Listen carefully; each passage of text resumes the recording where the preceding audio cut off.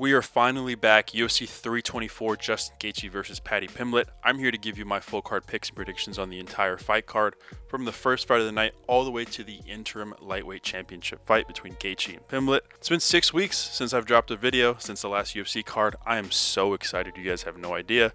I was literally breaking down these fights, obviously, for the past few days, and just so excited to get this going again. And honestly, obviously, breaking these fights down with you guys, and not much to say aside from let's just make this the best year yet, not just with the predictions but with the plays. Yeah, I'm just so excited. I thank you guys obviously again so much. If you guys have been following me from TikTok for the past over 3 years now, 3.5 years, breaking down fights, like I said, this is going to be the best year yet, so get ready and come along for the ride. There's a few fights that are a lot more important in this card, obviously, so I'm going to get to those more in depth, obviously.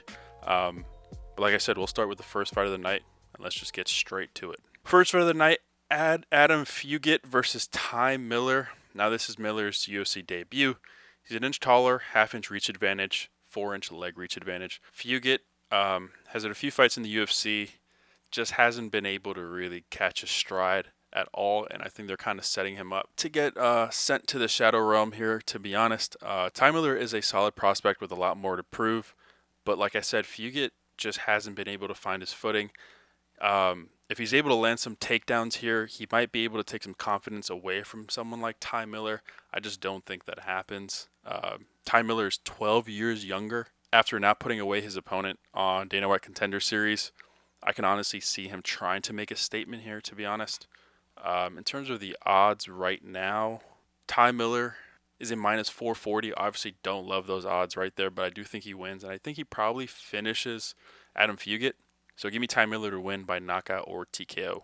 Ricky Turcios versus Cameron Smotherman. Now, they're the same height. Turcios does have the 2-inch reach advantage, and Smotherman has the half-inch leg reach advantage. Now, honestly, obviously nothing too different in disparity, at least in terms of anatomy.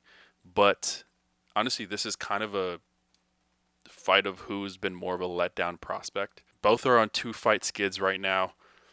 Both have been dominated on the ground. Both have been outclassed on the feet. I mean, what more can I say? I mean, I feel like this is the fight that no one really asked for, no one's really looking forward to. And honestly, I feel like whoever loses this fight probably ends up getting cut. Now, if Turcios is able to keep up the same pace he had against Sopai, he does have a chance on the feet, but I still kind of think that Cameron Smotherman does get the best of him here. Turcios, so far in his UFC career, has a 20% takedown accuracy and has less than a takedown a fight. And it's not really because he's facing these really big guys either. His entries are really bad and he just sets them up poorly. Now, in Smotherman's last outing, he was controlled for 9 minutes out of 15.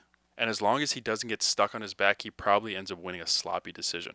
Now, Smotherman right now is minus 205. Not my favorite, obviously. Like I said, he's just been super unproven and very underwhelming, but so has Turcios. But Smotherman is the younger guy. He does have a little bit more upside, which is why I still do lean him. So give me Cameron Smotherman to win by decision. Josh Hokit versus Denzel Freeman. Now, both are 6'1". Despite them being both in the heavyweight division, obviously Freeman is a lot heavier. He's 30 pounds heavier. He has to cut weight to get that to the 265 mark. He also has the 3.5-inch reach advantage and the half-inch leg reach advantage.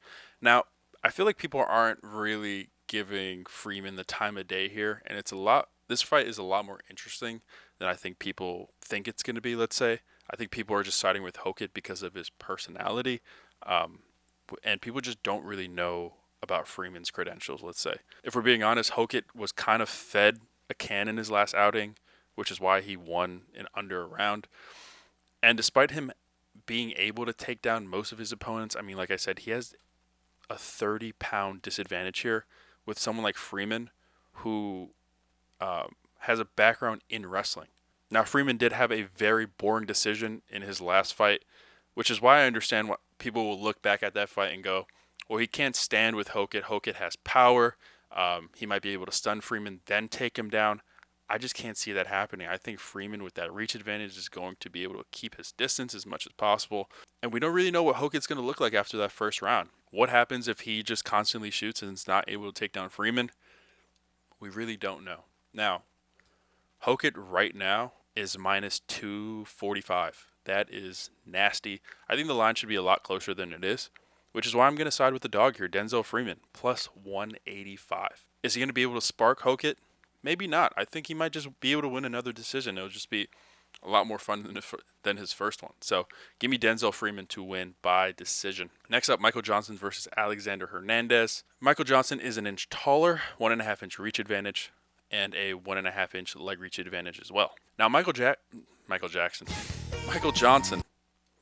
is on the sneakiest 3-fight win streak in the UFC right now. You probably didn't even know he was on a 3-fight win streak until I just told you this. And similarly, it feels like Alex Hernandez is finally being able to find his stride in the UFC, because he's on a 4-fight win streak himself, with a few finishes there also, or 2 straight, I should say. And it's just not against old guys. I mean, he just sparked Chase Hooper as well, and it wasn't some flash knockdown or anything. And yeah, I mean, honestly, Hernandez has just been looking better and better, and it's something that, you know, most UFC fans have been kind of like looking and craving from him for a while now. So it's honestly really nice that he's been able to find his footing, because I feel like a lot of fans who have been watching Hernandez kind of for like a while have seen him as someone who's been super stagnant on the feet, and like despite his power can still get outclassed by like a wiser, more technically sound guy, someone like Michael Johnson. Unfortunately for Michael Johnson, I kind of feel like Alexander Hernandez has, let's say, turned over a new leaf at this point. And honestly, I keep saying Michael Jackson. Michael Johnson hasn't faced someone who's been this technical of a boxer in the feet, as well as devastating power, since he got knocked out by Josh Emmett in 2019. Most of Michael Johnson's wins now just have been by, I don't want to say one-dimensional fighters, but just someone who doesn't hold the power that someone like Alexander Hernandez has on the feet, we should say. And honestly, we might even see a club and sub here by Hernandez if he's able to spark Michael Johnson on the feet at some point in the first or second round, which is probably what happens. Regardless, I do think Alexander Hernandez puts another TKO on his list. Now, the odds right now for Alexander Hernandez is minus 172. Not the best, not the worst. Money is coming in on Michael Johnson, which I understand. I mean, he's also on a 3-fight win streak. I just think that at this point, he's older, he's going to get clipped, and he's probably going to go to bed. So give me Alexander Hernandez to win by knockout or TKO. Next up, Alex Perez versus Charles Johnson. Now, Charles Johnson is 3 inches taller, 4.5 inch reach advantage, 2 inch leg reach advantage. Now, I've kind of been back and forth with this one because I do think that it's going to be a lot more competitive than people think. First and foremost, I do feel like this fight is going to go the distance. So the way I've been trying to view it is a 3-round, 15-minute format, and who's able to win those 2 rounds. Because I feel like Charles Johnson is obviously very tough to put away. And honestly, also Alex Perez, unless you have a brown belt at least in jiu-jitsu, you might be able to finish him. He still has a strong chin. I mean, despite his past few performances, you know, he still has a lot left in the tank. I mean, you saw it. He was able to win the first 2 rounds against Asu Almabayev before he got caught in the guillotine. And it just really seems like he's just been going through the worst possible, not only gauntlet of fighters, but like just injuries as well. I mean, it's been nasty, honestly. And obviously Charles Johnson has, 1 or 2, I think he's like 5 of his last 6, including a win over the champ. So obviously people are going to lean for Charles Johnson. But stylistically, I do feel like this fight is made for someone like Alex Perez to win the first round because of his forward pressure, his aggressiveness early, and also the way Charles Johnson fights, where he kind of doesn't get into the fight until the last 90 seconds of the first, which means he's probably already getting outclassed on the feet, or he's getting manhandled on the cage by some wrestler, which means he's already usually down a round almost every single time he fights, and he usually starts to turn it on after that, and the third round is usually his, which is why I feel like this fight could absolutely go 1-1 going into the third. And if it is, that's kind of where I lean Charles Johnson. If he loses those first 2 rounds, I kind of feel like Perez will do enough to stay safe. Because of how much he needs a win here, he might even try to grapple Charles Johnson. But if it's 1-1 going into the third, that's where like I said before, that's where Charles Johnson is the most dangerous. That's where he finds his range, and that's where he's able to pick people apart. Now, the odds right now for Charles Johnson are minus 200. Not my favorite either. I would not touch that. Would prefer an over prop maybe, or just Charles Johnson by points, which is what the prediction will be. So give me Charles Johnson to win by decision. Nikita Krylov versus Modestas Bukauskas. Now, they're the same height. Krylov is an inch, 1.5, has a 1.5 inch reach advantage and a 2.5 inch leg reach advantage. Now, I genuinely believe that someone just took Krylov's powers away when he came back to the UFC after like a 2-year layoff, because he is like a completely different fighter. He's slower, his calf kicks don't have that same spark, and honestly it just kind of feels like he's just been entirely disinterested in there. Where someone like Bukauskas is on an absolute run right now. He's on a 4-fight win streak. Sure, did he kind of rob a victory over Ian Cutelaba? Sure. But he won a great one against Paul Craig right after that. And it just feels like he's going this way and Krylov is going this way. So I'm not going to overthink this one. Bukauskas probably smokes him, sends him to the Shadow Realm. Bukauskas right now minus 148. Money is coming in on Krylov a lot because people know, I mean, if he doesn't win here, he's getting cut most likely. I just don't see it. I want to believe it. I just can't see it. Give me Modestas Bukauskas to win by knockout or TKO. Next up, Ateba Gautier versus Andrey Pulyaev. Now they're both 6'4". Gautier has a 2.5 inch reach advantage and a 2.5 inch leg reach advantage. At some point, Gautier is going to have to fight someone that he just can't knock out in a minute. And I'm not saying that he's going to get fraud checked per se, but he's just going to have to show more than just the power, which he might be able to do. Now, is this a matchup where that happens? Probably not. Now, Pulyaev actually had a great outing in his last one, and he's honestly a pretty damn good striker as well. As long as he has, he's able to use his range really well. Is he going to be able to do that against someone like Gautier? I don't really know, and I don't really think so. Like I said, he has some serious skill on the feet, but he's been TKO'd before, and if you rewatch that fight, which was a few years ago, over someone who was actually supposed to be on Contender Series but ended up pulling out, and then Dana White was like, nah, brother, you got to win like 5 more fights now. Where Pulyaev was just getting sparked on the feet, and he kind of just shelled up, went against the cage, and just did this the entire time. His opponent was just landing hooks, uppercuts, body shots. I mean, devastating body shots. And at some point, he just dropped. I mean, that's what's going to happen. And that's probably what happens here. I don't think Gautier is going to be able to just one shot knock him out. But if he hurts him, I've seen Pulyaev quit. He gets on the cage, he shells up, he doesn't throw anything, and he's just trying his best to survive. If Gautier is able to land something like that to the body, just a clean body shot, I think Pulyaev is going down 100%. And this is one of those fights where, I mean, Gautier is minus 950. You're not going to touch that, obviously. I think it does happen somewhere in the first or second. We don't really know. I'd rather stay away from this fight, but I think Gautier probably lands a nasty body shot or an uppercut or something along the cage if he hurts him, and he puts him down. So give me Ateba Gautier to win by knockout or TKO. Next fight, Umar Nurmagomedov versus Deiveson Figueiredo.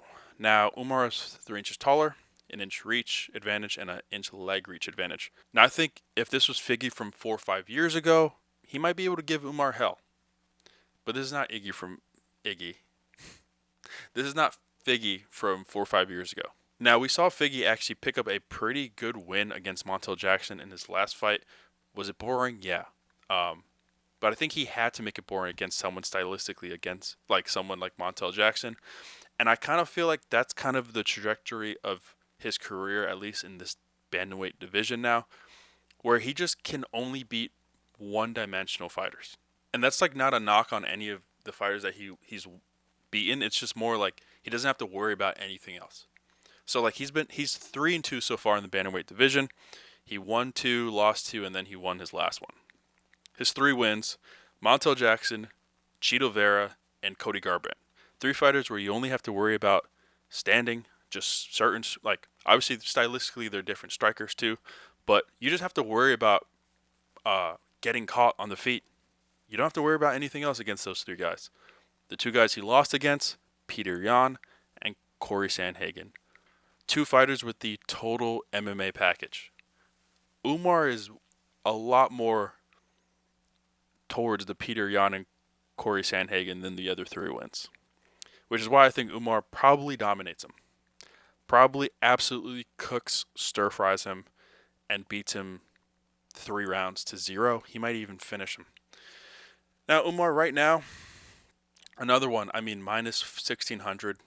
Why even bother? Don't touch it. There's just no point. He might sub him, sure. I think at the very worst, he's going to beat him 3 rounds to 0. So give me Umar Nurmagomedov to win by decision. On to the main card, Arnold Allen versus Jean Silva. Now, Arnold Allen is an inch taller, has the 1-inch reach advantage, and a 2.5-inch leg reach advantage. Now, we haven't seen Arnold Allen in over 18 months, and that's probably one of my biggest fears at this point. He's dealt with some undisclosed injuries, and despite how nasty Jean Silva got finished by Diego Lopez a few months ago, at least he's been active, and we've seen him win a few times in the span that Arnold Allen has not fought in. With the right game plan and not turning into a nut, I kind of feel like Jean Silva has a better matchup here, I should say, and he should honestly win this fight. And this is coming from someone who loves Arnold Allen.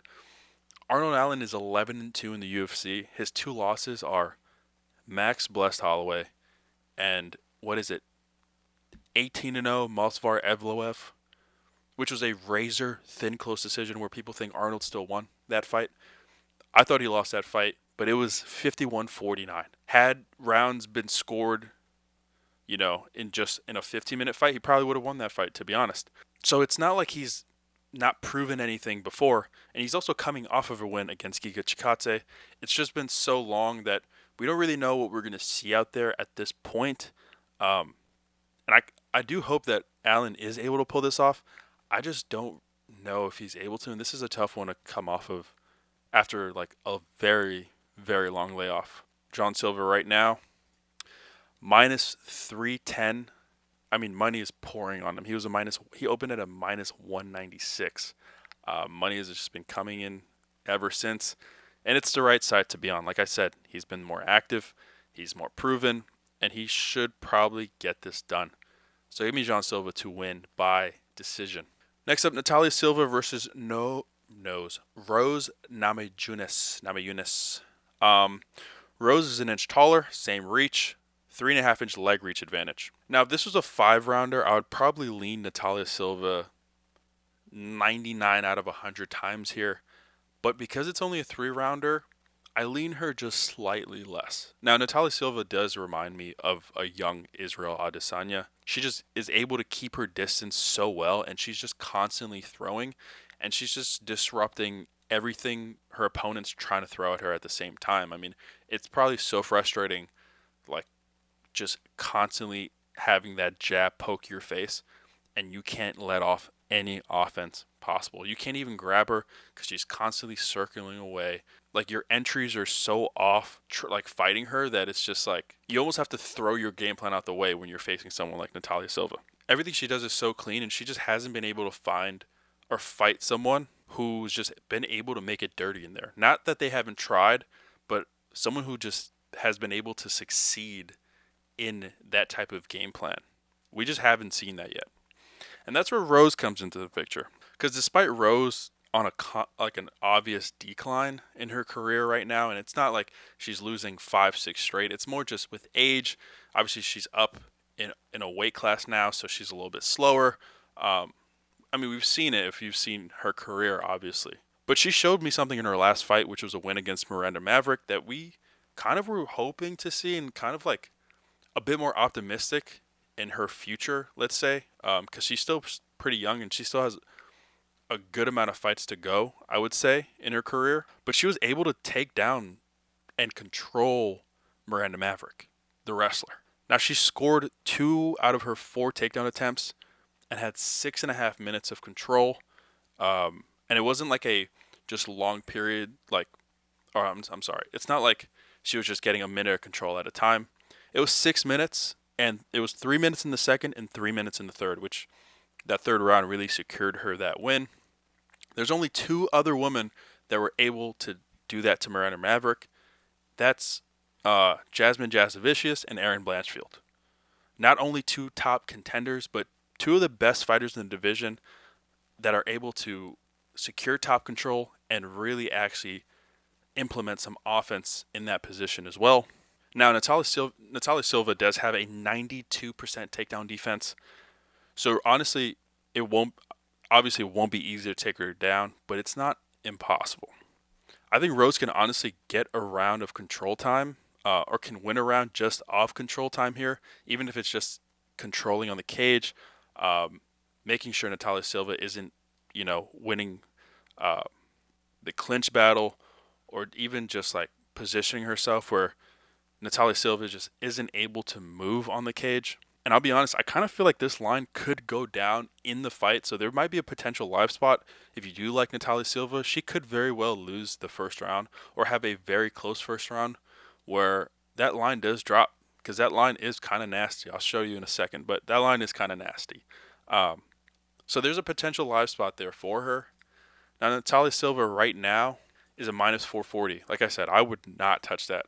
Because I do think this is going to be a closer fight than people think. I don't think she's going to 30-27 Rose. Maybe on one scorecard, maybe, but I doubt it. I really do think that Rose is coming in with the correct game plan, and with a fighter like Silva to her caliber, it kind of brings something out of Rose, and I can see that happening in a fight like this.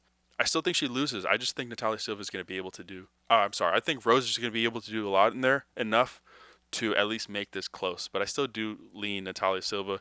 Just because of her striking ability and just being able to move around. If she's able to counter Rose on the ground as well, I think that'll honestly prove a lot more heading into her future, to be honest. But regardless, give me Natalia Silva to win by decision. Next fight, Waldo Cortes-Acosta versus Derrick Lewis.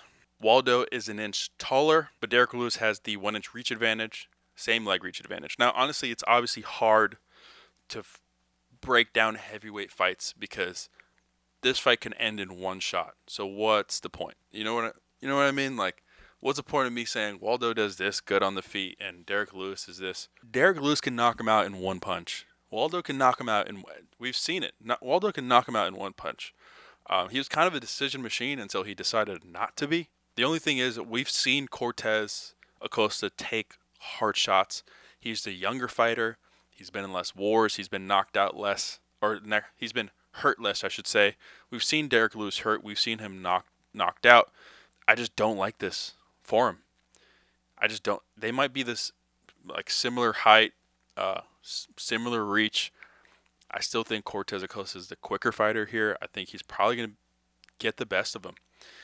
Now, Waldo Cortes-Acosta is a minus 330 right now. Obviously, don't love it, but it's probably what's going to happen. So give me Waldo Cortes-Acosta to win by knockout or TKO. Co-main event, Sean O'Malley versus Song Yadong. Suga is 3 inches taller, 5 inch reach advantage, 2 inch leg reach advantage. I mean, an absolute beauty for Sean O'Malley here. He needs to win this fight. Not only because of what I just said. That 5 inch reach advantage will do wonders. That 2 inch leg reach advantage will do wonders. Just overall, he's lost a few fights in a row. This is a must-win spot against, stylistically, the perfect matchup for him. Don't get me wrong, Song Yadong is good everywhere, but that's kind of where I feel like he falls short. And people are going to call me crazy for that, but sometimes that's just what it is. Sometimes you're just not great at one thing, and that's going to be your detriment, or at least better at one thing than the other, and that's going to be your detriment. Suga lost his last two to Merab. We all know what Merab is good at. Now, Song has great wrestling, great jiu-jitsu, power on the feet, great chin, but it's the same thing. He's just not great anywhere, and Sean only really has lost, let's say, to the elite of the elite, which is really just Merab. Suga is still one of the greatest strikers in the world. Probably the greatest striker in the division still. And he's 101 when it comes to the way he flows on the feet. Now, if Song isn't able to wrestle Suga for 3 rounds, he's going to have to strike with him, and he's extremely prone to overextending, similar to the way Aljo did against someone like Suga, and then he gets sparked, clipped, good night. Honestly, I feel like Suga is going to be able to win a nice, clean decision here. No controversy, unless we might see a flash knockout at some point in the first or second round. Aside from that, I do still lean Sugar. I think he's going to be able to stuff those takedowns, spark Yadong on the feet, pick up a clean win. And I think after that, he's one win away from fighting for the belt again. Now, Sean right now, minus 220. Sounds about right. Should be. I wish he was like a minus 140. I mean, that would have been lovely. But he should be a minus 220. He most likely wins this fight. So give me Sean O'Malley to win by decision. And the main event, Justin Gaethje versus Paddy Pimblett. Now, Justin is an inch taller. They have the same leg reach. And Paddy has the 3-inch reach advantage, which is interesting because Gaethje is going to have to clinch a lot probably in this fight, make it dirty. We'll get to that. But Paddy having that 3-inch reach advantage is going to be big. I mean, he's going to use it to his advantage. He's going to be keeping his range as much as possible. He doesn't want to stand in the pocket with someone like Justin Gaethje for too long. He's not going to want to just keep it in the middle against him too. He's going to want to keep pushing Justin Gaethje on his back foot, I should say.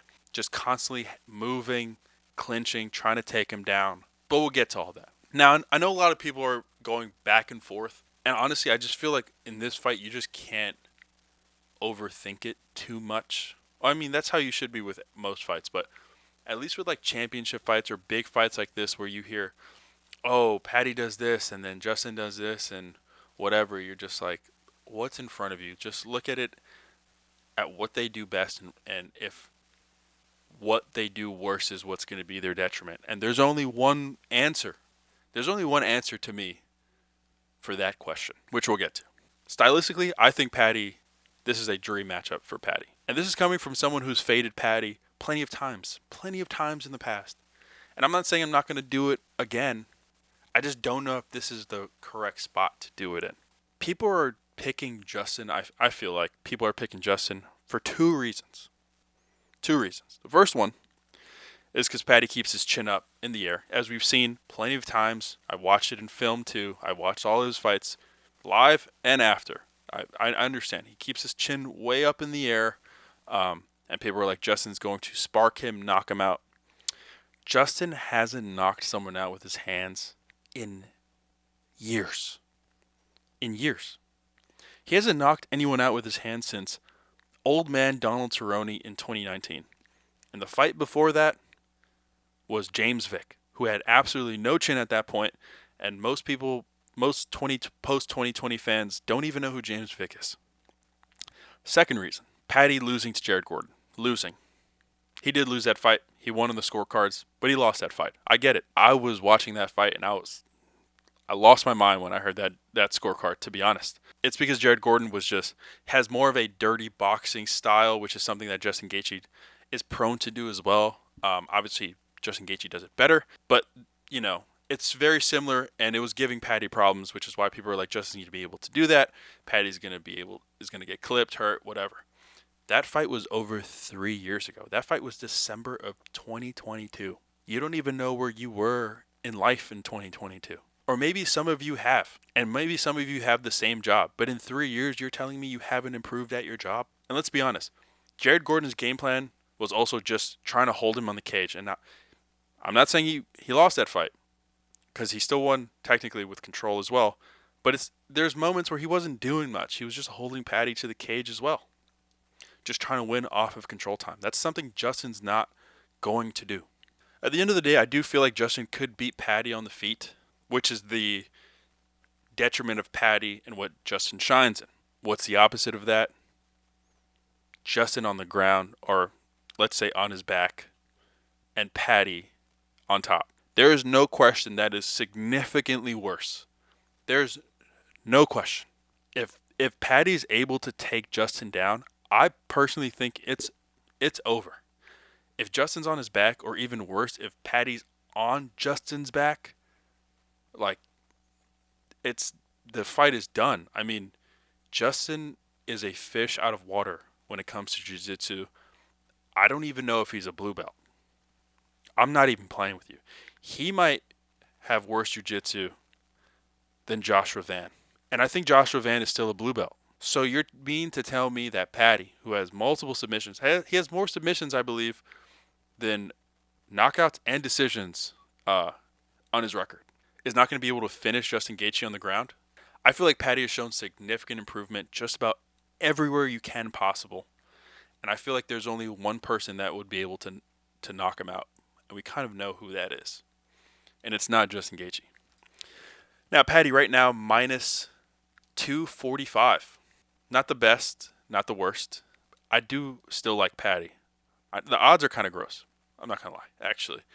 But I still do lean Paddy. I still think he wins. I think he's able to take Justin down at some point, and I think he's either able to win a decision somehow. But I'm gonna go with sub. I think he's gonna be able to take him down, get on his back, and choke him out. If not that, even if he's on his back and he pulls guard somehow, he can land something nasty. He can land a triangle. He really can. He really can. So give me Paddy Pimblett to win the interim lightweight championship belt by submission. And those are the UFC 324 Justin Gaethje versus Paddy Pimblett official picks and predictions. I want to thank everyone who's been supporting me, who supports this video as well, who continues to support me. I'm not really sure how many subs I have on here anymore. I kind of forgot. I think it's like 750 or something. Once we reach 1,000, we'll be doing a giveaway. So please sub here. Follow the TikTok, follow the Instagram. Obviously, that's where I post all of my plays as well, or most of my plays. And of course, join the Discord. That is where you get not only these predictions earlier, because the line moves a lot. You get my write-ups for these. You get all of my plays, all the cycles, props, parlays, whatever you want to call it. Absolutely everything. That's where you join the community. Just a few hundred of us just talking sports, not just the UFC, but literally everything else you can think of. We're currently on a nasty hot streak with the NBA, also with tennis, and the NFL playoffs, obviously, still happening right now. So come join the Discord. That price will change literally a day after this video drops. So if you're hearing this now, or if you're hearing to the end of this, just know that price come Monday, or I should say a few days then, that price come Monday will not be the same. So lock in the price that you can. It's the best way to support me. That allows me to be able to do all of this for you. So please join the Discord. Come join the squad, the family. And as always, I hope you guys have a safe and blessed rest of your week. I'll see you next week for UFC 325.